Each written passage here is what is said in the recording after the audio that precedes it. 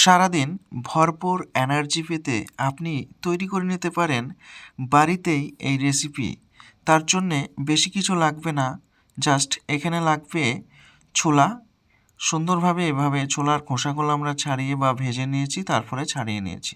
এখানে আমরা 30 থেকে 40 গ্রাম মতন ছোলা নিয়েছি, সঙ্গে নিয়েছি এখানেই কাঠবাদাম 20 থেকে 25 গ্রাম এবং 10-12টা মতন কিশমিশ। আর সেই সঙ্গে আমরা নিয়েছি খেজুর 20 থেকে 25 গ্রাম মতন। এখানে নিয়েছি আমরা গরুর দুধ, পাশাপাশি নিয়েছি আমরা মধু। এইগুলো উপকরণ দিয়েই, এই সমস্ত উপকরণগুলো দিয়ে আমরা তৈরি করে নেব এই ভীষণ এনার্জির একটি রেসিপি। তো বন্ধুরা, প্রথমে আমরা যে ছোলাগুলো নিয়েছি সেগুলো আমরা ব্লেন্ডারে ভালোভাবে পিষে নেব। আমরা একসঙ্গে দিয়ে নিয়েছি।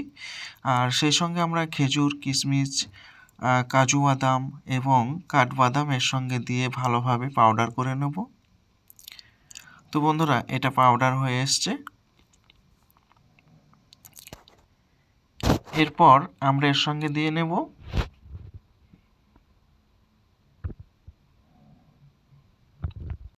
ঠিক এভাবে পাউডারটা করে নেব। তো বন্ধুরা, পাউডারটা সুন্দরভাবে তৈরি হয়ে আসলে তারপর এর সঙ্গে আমরা মিক্স করে নেব গরুর দুধ। তো এখানটায় আমরা 1 গ্লাস পরিমাণ মতো গরুর দুধ দিয়ে নিয়েছি। আর সেই সঙ্গে মিষ্টির জন্য আমরা এখানটায় ব্যবহার করব মধু। এখানে খাঁটি মধু আমরা ব্যবহার করব, কোনো রকমভাবে আমরা এখানটায় চিনি ব্যবহার করব না। তো এটা মধু দিয়ে ব্যবহার করলে সবচেয়ে বেটার হয়।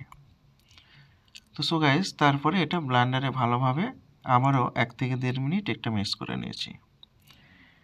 তো বন্ধুরা, দেখতেই পাচ্ছেন এভাবে আপনারা বাড়িতে তৈরি করে নিন এই প্রচুর এনার্জির একটি রেসিপি, এবং প্রতিদিন একবার করে খান, আপনার শরীর সবসময় ফিট থাকবে। তো বন্ধুরা, আশা করি ভিডিওটি কোনো রকমভাবে বুঝতে অসুবিধা হয়নি। আবার একটি এরকম ভিডিও নিয়ে দেখা হবে, ততক্ষণের জন্য ভালো থাকুন।